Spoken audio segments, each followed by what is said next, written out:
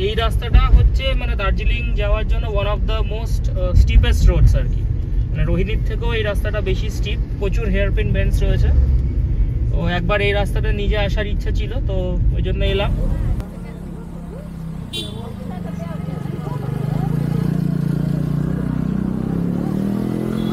তো কুয়াশার মধ্যে যে আমরা সেফলি গেছি and we are coming back, that's a really good thing. এখান থেকে as per Google maps Pankhabari দেখাচ্ছে হচ্ছে 1 ঘন্টা 50 মিনিট। পাচ্ছেন মানে গাড়ি লম্বা লাইন সামনে পেছনে, পাহাড়ি রাস্তা, তার মধ্যে ভালো রকমই সরু, তার উপরে জ্যাম। তো অল টুগেদার একটুখানি চ্যালেঞ্জিং।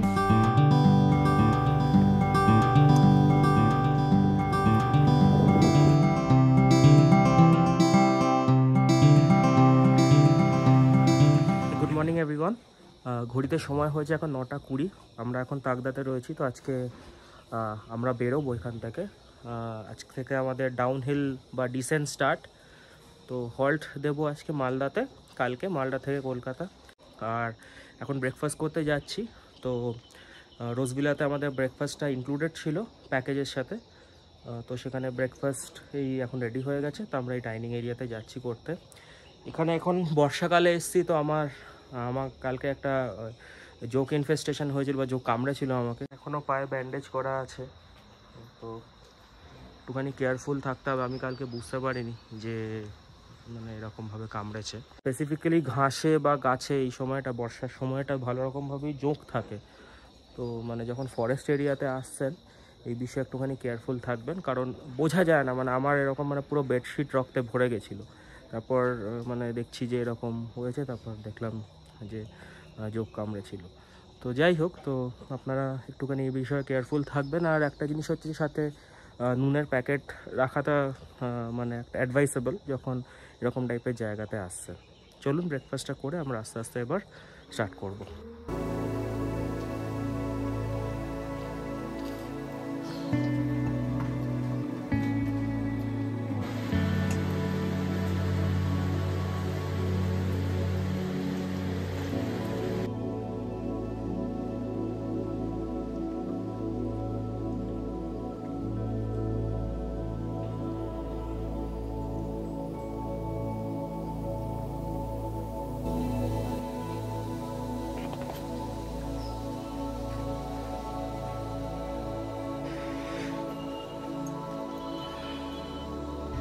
টাইম হচ্ছে 11টা 45। আমরা এই স্টার্ট করছি তাগদা থেকে। এই সামনের স্ট্রেচটা একটু ঢালু আছে। তাগদা থেকে শিলিগুড়ি নামার বা আপনারা যখন শিলিগুড়ি থেকে তাগদার দিকে আসছেন, তো বেসিক্যালি দুটো রুট আপনারা নিতে পারেন। একটা তিস্তা বাজার হয়ে আর একটা জোরবাংলো মোড় হয়ে কার্শিয়ং হয়ে শিলিগুড়ি। এবার কার্শিয়ং থেকে শিলিগুড়িরও আরও 3টে রাস্তা রয়েছে। আমি সবকটা রুটেই আসছি ডিটেলে। ফার্স্ট যে রাস্তাটা যেটা আমি বললাম, তো সেটা তিস্তা বাজার হয়ে NH10-এ মার্চ করে শিলিগুড়ি আসে। তো NH10টা গ্যাংটক বা কালিম্পং যাওয়ার রাস্তা। তো এটা কারেন্টলি পুরোপুরি ড্যামেজ ফ্লাডের জন্য। তো এটা এই মুহূর্তে নেওয়া সম্ভব নয়। এটা ঠিক হলে হয়তো এটা নিতে পারবেন। সেকেন্ড যে রুটটা যেটা ভায়া কার্শিয়ং হয়, তো এটার আবার 3টে সাব রুট রয়েছে। বেসিক্যালি কার্শিয়ং অব্দি তো একটাই রুট। কার্শিয়ং থেকে আপনারা 3ভাবে শিলিগুড়িতে নামতে পারেন। একটা হচ্ছে আপনারা রোহিণীর রাস্তাটা রয়েছে সেটা নিতে পারেন। সেকেন্ড হচ্ছে আপনারা তিনধারিয়ার রাস্তাটা বা হিল কাট রোড ধরে নামতে পারেন। তো এই রাস্তাটা কম্পারেটিভলি স্টিপনেস ওয়াইজ কম। তো যদি ফার্স্ট টাইম পাহাড়ে আসছেন বা কনফিডেন্স না থাকে খুব বেশি স্টিপনেসে চালাতে, তো তিনধারিয়ার রাস্তা নিতে পারেন। আর থার্ড যে রাস্তাটা সেটা হচ্ছে পাংখাবাড়ি রাস্তা। এটা একটু স্টিপ আছে। তো আমরা আজকে এই পাংখাবাড়ি রাস্তাটা নিয়েই যাব।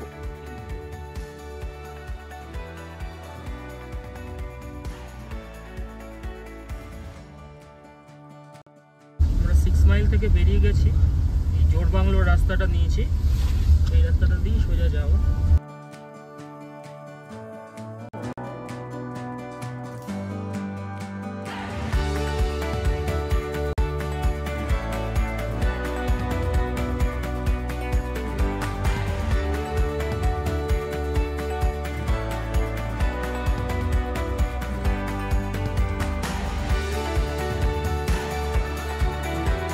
জোরবাংলোর কাছাকাছি আমরা চলে এসেছি। একটা জায়গা একটু দাঁড়ালাম, জায়গাটা বেশ সুন্দর ফটো নেওয়ার জন্য। তো এখান থেকে as per Google maps Pankhabari দেখাচ্ছে হচ্ছে 1 ঘন্টা 50 মিনিট। টোটাল মালদা যেতে অ্যারাউন্ড 7 ঘন্টা দেখাচ্ছে। আমরা এক্সপেক্ট করছি অ্যারাউন্ড এই 8টার দিকে মালদা হয়তো ঢুকে যাবে।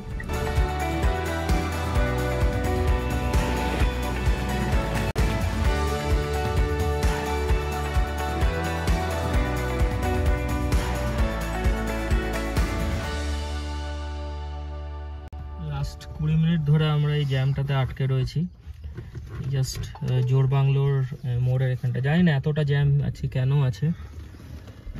দার্জিলিংয়ের এদিকে মানে স্পেসিফিক্যালি ঘুম থেকে দার্জিলিংয়ের দিকে রাস্তাটা ভালোই, কালকেও আমরা পেয়েছিলাম, পসিবলি ওটা আজকে অনেক বেশি আছে বলেই এখান থেকে আজকে জ্যাম রয়েছে। এখান থেকে আরও 1 কিলোমিটার দেখাচ্ছে মানে হিলকার্ট রোডে মার্চ করার জন্য। দেখি কখন ছাড়ে। সামনে তো দেখতেই পাচ্ছেন মানে গাড়ি লম্বা লাইন সামনে পেছনে।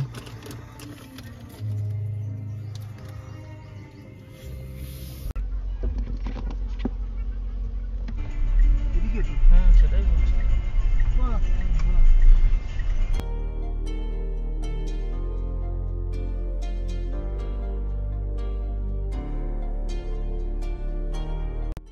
বাংলোর মোড়টাতে প্রায় 40 থেকে 45 মিনিট জ্যামে আটকে আমরা এই হিলকার্ট রোড ধরে কার্শিয়ংয়ের দিকে এগোচ্ছি।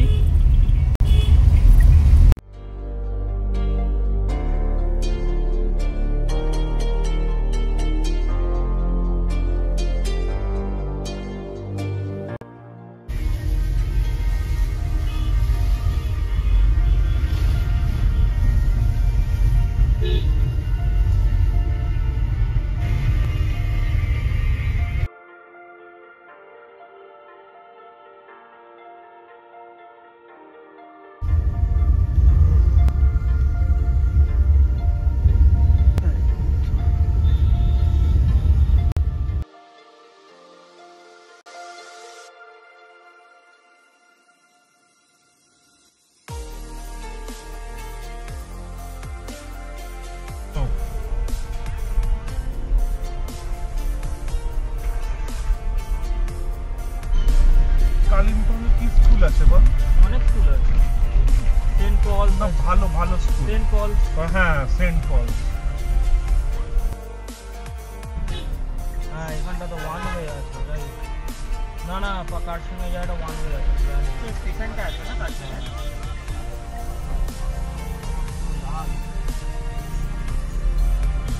ঠিক আছে, খুব স্টিপ নয়, খুব স্টিপ নয়, কম্পারেটিভলি স্টিপ।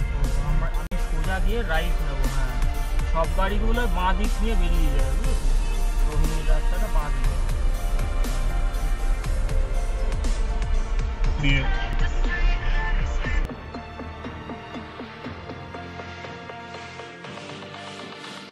কার্শিয়ং থেকে পাংখাবাড়ির এই রাস্তাটাতে আমরা ইনিশিয়াল স্ট্রেচটাতে কিন্তু ভালো রকমই জ্যাম ফেস করি। পাহাড়ি রাস্তা, তার মধ্যে ভালো রকমই সরু, তার উপরে জ্যাম, তো অল টুগেদার একটুখানি চ্যালেঞ্জিং। তো আপনারা এই রুটটা নিলে একটুখানি এটা মাথায় রেখে আসবেন।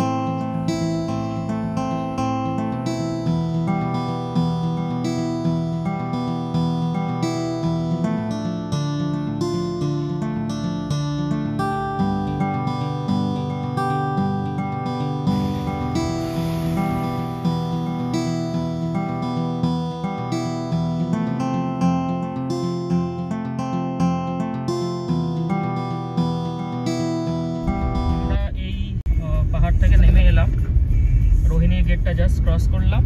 এখান থেকে বাগডোগরা 19 কিলোমিটার আর মালদা হচ্ছে 260 কিলোমিটার। তো দেখাচ্ছে এস্টিমেটেড টাইম অফ অ্যারাইভেল 9:33। তো যেই রাস্তাটা নিয়ে এলাম কার্শিয়ং থেকে, সেই রাস্তাটা পাংখাবাড়ি হয়ে আসছে, পাংখাবাড়ি মাকাইবাড়ি হয়ে। তো এই রাস্তাটা হচ্ছে মানে দার্জিলিং যাওয়ার জন্য one of the most steepest roads আর কি। মানে রোহিণীর থেকেও এই রাস্তাটা বেশি স্টিপ, প্রচুর হেয়ারপিন বেন্ডস রয়েছে। তো একবার এই রাস্তাটা নিজে আসার ইচ্ছা ছিল, তো ওই জন্য এলাম।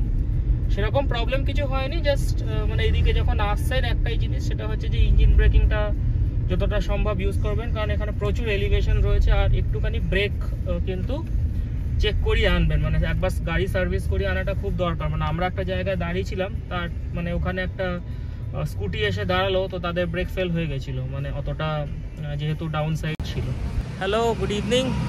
এখন ঘড়িতে সময় হয়েছে প্রায় 5টা। আমরা এই শিলিগুড়ির কাছাকাছি চলে এসেছি, মাটিগাড়ার এখানে। তো একটা ছোট, আমরা তো লাঞ্চও হয়নি, ছোটো ওই টি ব্রেকের জন্য এখানে দাঁড়ালাম। দার্জিলিং হোটেল রাস্তাতেই পড়ে, খাবারটা বেশ ভালো, আমরা রোল দিলাম, খারাপ করেনি। আর এই চাটা খাবো, খেয়ে এবার ডাইরেক্ট মালদা বেরোবো। কোথাও স্টপের ইচ্ছা তো নেই, যদি না কিছু দরকার পড়ে। তো হোপফুলি 10টার মধ্যে ঢুকে যাব, দেখছি।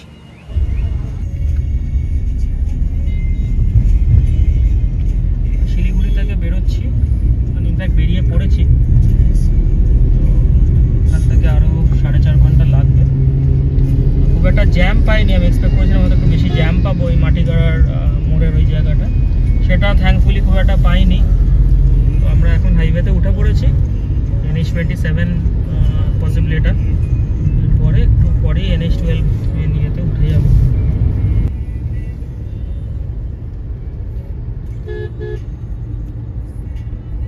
কিছুটা ডিসঅ্যাপয়েন্টেড এই বিষয়ে যে আমাদের পাহাড়ে এতটা জ্যাম ফেস করতে হলো। মেবি মেবি আই থিঙ্ক যে কিছু কিছু জায়গাতে টুরিস্টের যে এত রাশ হচ্ছে, স্পেসিফিক্যালি দার্জিলিং এর দিকে, তো অনেক অফবিট জায়গা রয়েছে, তো সেই সব জায়গাগুলো আনফর্চুনেটলি খালি থাকছে। তো এদিকে মানে ডিসকারেজ করার কিছু নয়, অবভিয়াসলি এখানে প্রচুর ঘোরার জায়গা রয়েছে, বাকি জায়গাগুলোকে এক্সপ্লোর করাটাও দরকার। শুধু দার্জিলিংয়ে নিজেকে রেস্ট্রিক্ট করে রাখা আর প্রত্যেক বছর একটা ইনর্মাস অ্যামাউন্ট অফ টুরিস্টের ইনফ্লোটাও ইজ নট ভেরি হেলদি। তো এটা that is what my personal suggestion is. তো এখানে নর্থ বেঙ্গল অবভিয়াসলি খুব ভালো জায়গা, অনেক অফবিট জায়গা রয়েছে, সেই সব জায়গাগুলো মানুষদের এক্সপ্লোর করাটা বেটার। যেমন আমরা এই ব্লগে মুক্তিখোলা কভার করি, Muktikhola is like a great place. Siliguri থেকে হয়তো হার্ডলি 45 মিনিটস লাগে, তো that is a good place to explore. তাকদাতে যদিও it's not very uncommon, but still মানে তাকদা তো আই ফেল্ট যে মানে খুব খালি জায়গা, মানে কোনো টুরিস্টের ভিড়ই নেই। মানে যেটা আমরা মানে ঘুম এইসব জায়গায় দেখলাম যে মানে 1 ঘন্টার উপরে গাড়ির লাইন। তো এই জায়গাগুলোতে করলে আই গেস টুরিস্টের স্প্রেডটাও ভালো থাকবে, মানুষের এক্সপিরিয়েন্সও বেটার হবে। যে কমপ্লেন্টসগুলো থাকে যে হ্যাঁ over priced hotels, over priced গাড়ি, এই জিনিসগুলো হওয়ার সম্ভাবনাটা অনেকটা কমবে, এটাই বলার ছিল আর কি। আর তো আমরা যে ফেরার পথে যে রাস্তাটা নিলাম, এটা তো সেম রাস্তা যে রাস্তা দিয়ে আমরা এলাম, তো ওই একই রাস্তা। না পাহাড়ে নামবার সময়, পাহাড়ে নামবার সময় তো আমরা পাংখাবাড়ির রাস্তাটা নিলাম। So Pankhabari I didn't expect যে মানে এতটা স্টিপ হবে, বাট যা মনে হলো এটা রোহিণীর থেকে অনেক বেশি স্টিপ। তো এক্সপিরিয়েন্স তো দারুণ ছিল, কিন্তু হ্যাঁ একটু প্রিকশন নিয়ে এই রাস্তাটা নেওয়াটা বেটার হবে, মানে যারা রোড ট্রিপ করে আসছেন, কারণ ভালো রকমই এলিভেশন রয়েছে, মানে আপ আসছেন বা ডাউন আসছেন একটুখানি আমাদের ভিডিওটা ভালো করে দেখবেন। আমি যে যে জিনিসগুলো বললাম সেগুলো যদি একটু মাথায় রেখে আসেন, আই ডোন্ট থিংক খুব একটা বড় প্রবলেম হয়। বেশ থ্রিলিং, বাট সিনিক বিউটিটা খুব ভালো, অসাধারণ। চা বাগানের মাঝখান দিয়ে মাকাইবাড়ি টি এস্টেট, এগুলো সব ভেতর দিয়ে যাওয়া, তো it's all together different experience. তো এমন বলে না মানে dangerous Rhodes lead to beautiful destination, something like that. তো রাস্তা মেবি একটু মানে স্টিপ সাইডে ছিল, বাট হ্যাঁ যে আশেপাশে environment that is unparallel. It was an awesome trip. Thank you so much Sonak for planning it. Hope যে আমরা এমনি আরো ট্রিপস করি ব্যাক টু ব্যাক। ওভারঅল আমার তাকদা এরিয়াটা খুব পছন্দ হয়েছে personally speaking, are the ride was really nice, the journey, the destination, everything was very beautiful. The rasta was also very nice. It was thrilling. অত কুয়াশার মধ্যে যে আমরা সেফলি গেছি and we are coming back, that's a really good thing. তো এই রইলো আমাদের তাকদা থেকে রিটার্ন। আমরা এখন মালদায় যাচ্ছি। So signing off for now. কালকে মালদা থেকে Kolkata return, we will cover that with specific details as and when required. So signing off from the mountains for now. কালকে আপনাদের সাথে আবার দেখা হবে। Thank you. গুড ইভিনিং, ঘড়িতে সময় হয়েছে এখন 10:30। আমরা এই জাস্ট মালদা ঢুকলাম। তো আমরা রয়েছি হচ্ছে হোটেল প্যাপিলিওতে। তো এটা মালদা বাজারের দিকে একটু আসতে, একটুখানি মানে বাইপাস থেকে একটু ভেতরে আসতে হবে, মিনিট 10 মতো। রুমটা এখানে রুমগুলো খুব ভালো, আর মানে প্রাইস হিসাবে কিন্তু বেশ ভালো। আমি রুম ট্যুরটা দিয়ে দিই। আমাদের রুম নাম্বার হচ্ছে 605, আর একটা 606 রয়েছে। রুম ট্যুরটা দিয়ে দিই। তো একটা কুইন সাইজ বেড, একটা আলমিরা কাম ওয়ার্ড্রোব,